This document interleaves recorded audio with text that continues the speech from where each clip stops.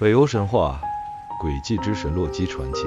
在北欧神话的深邃传说中，有一位最复杂、最具争议性的存在，他的名字是洛基。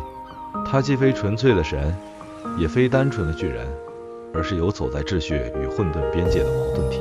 洛基出身巨人族，是巨人法布提与女巨人劳菲之子。由于母亲劳菲与奥丁有着养母子关系，洛基得以跨越巨人族与阿萨神族之间的鸿沟，与奥丁结为血盟兄弟。这层关系赋予了洛基特殊的地位。他虽然是巨人后裔，却能自由出入阿斯加德，与众神平起平坐。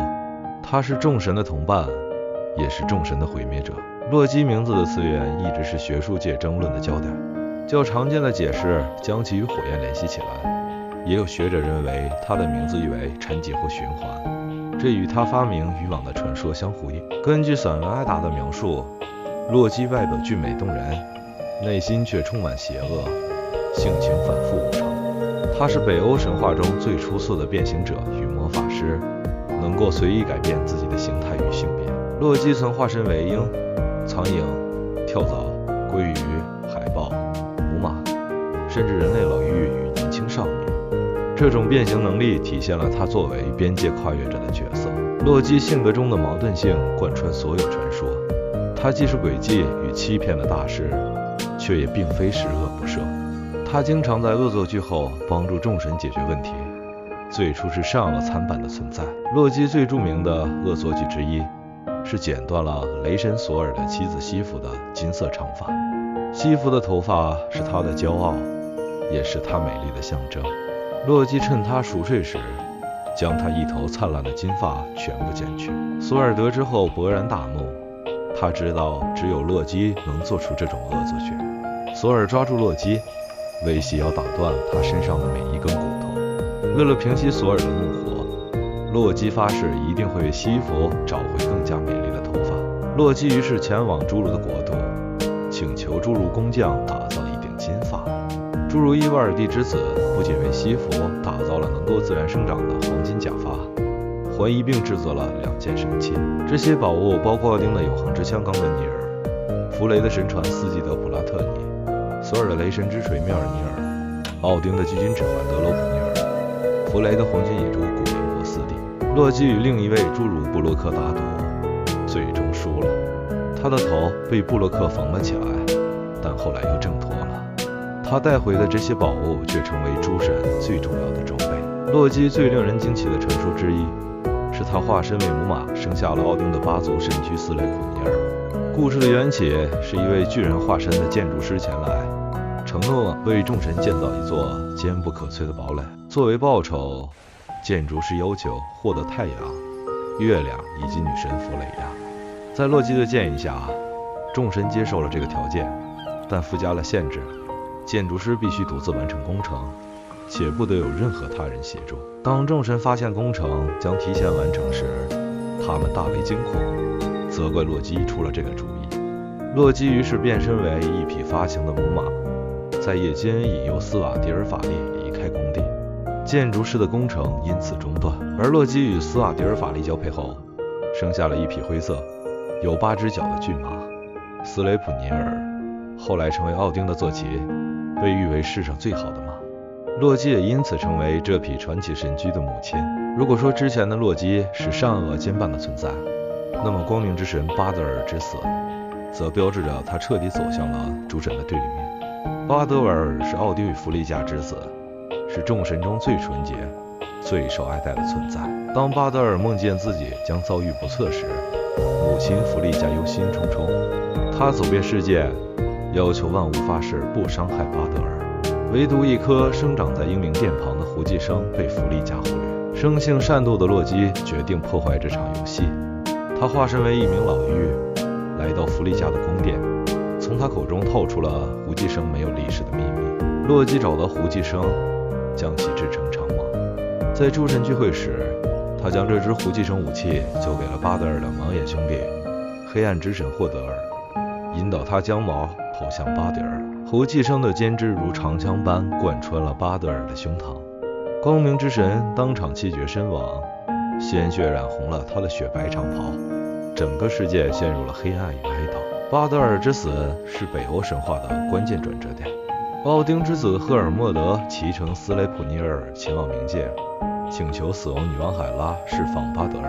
海拉提出条件，如果世间万物都为巴德尔哭泣，他便可以复活。众神奔走四方，万物都为这位光明之神流下了眼泪。直到他们在一个洞穴中发现了一位名为索克的女巨人。索克拒绝流泪，冷冷地说：“让海拉留住他所拥有的一切吧。我从未从巴德尔那里得到过任何好处。”后来众神才发现，这位女巨人正是洛基的伪装。巴德尔因此永远留在了冥界，众神失去了光明，诸神黄昏的阴影开始笼罩九界。杀害巴德尔后，众神终于无法再容忍洛基的存在。他逃到山上，建造了一座四面有门的小屋，以便随时观察四个方向的动静，并化身为鲑鱼躲在瀑布中。但奥丁从高空看到了他的藏身之处，众神用洛基自己发明的渔网将他捕获。为了惩罚他，众神做出了残酷的判决。奥丁将洛基与女巨人安格尔伯达所生的儿子瓦利变为狼，让他当场咬死自己的兄弟纳尔福。众神用纳尔福的肠子制成锁链，将洛基捆绑在尖锐的岩石上。女巨人斯卡利招来一条巨大的毒蛇，悬挂在洛基头顶，让毒液一滴一滴地滴落在他的脸上。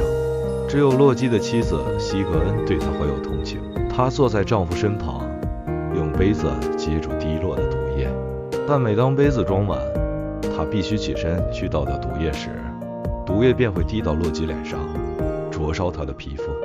洛基在痛苦中剧烈挣扎，身体的颤抖引发了大地震。就这样，洛基被束缚在岩石上，等待着诸神黄昏的到来，等待着向奥丁复仇的那一天。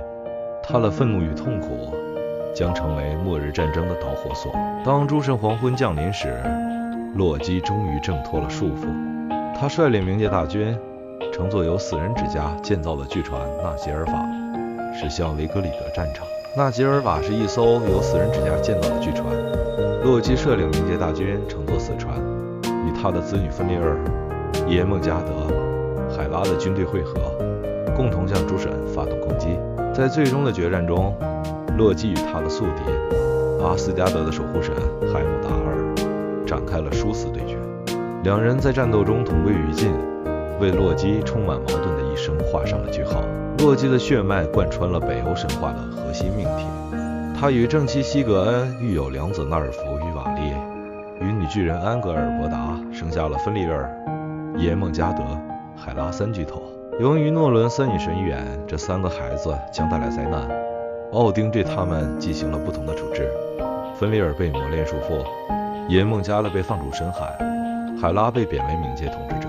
洛基的传说主要见于尸体埃达与散文埃达这两部核心文献。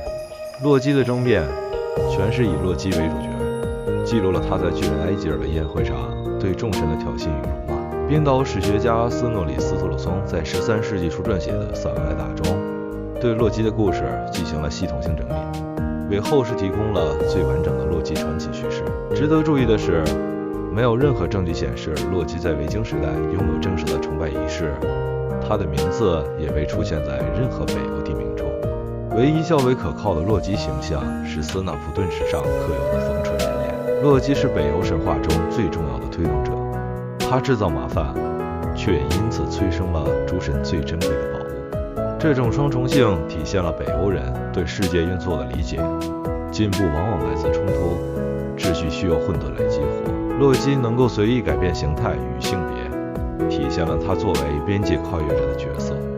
他游走在神与巨人之间，男与女之间，善与恶之间，生与死之间。巴德尔之死后，洛基成为众神无法摆脱的阴影。他的存在揭示了北欧神话的核心命题：毁灭的种子从一开始就存在于秩序内部。洛基没有崇拜仪式，没有圣地，没有信徒。他既是神话中不可或缺的核心角色，却从未被当作真正的神明来敬奉。